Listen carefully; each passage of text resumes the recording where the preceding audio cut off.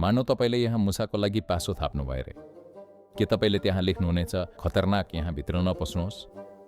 तपाईँ त्यहाँ मिठाई हाल्नुहुन्छ। जब ऊ त्यहाँ पस्छ उसको लागि त्यो अद्भुत भोजन जस्तो हुन्छ। तर जब ऊ पासोमा पर्छ त्यो खतरनाक हुन्छ होइन र? त्यसैले पासोको प्रकृति यस्तै हुन्छ।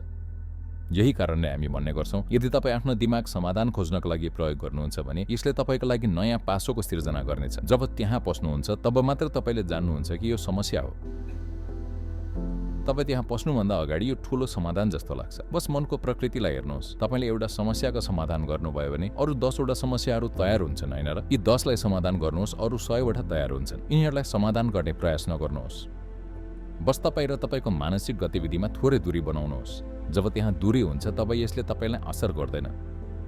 त सबै क्रियाहरू सम्भावित शून्य यसैका लागि हुन्।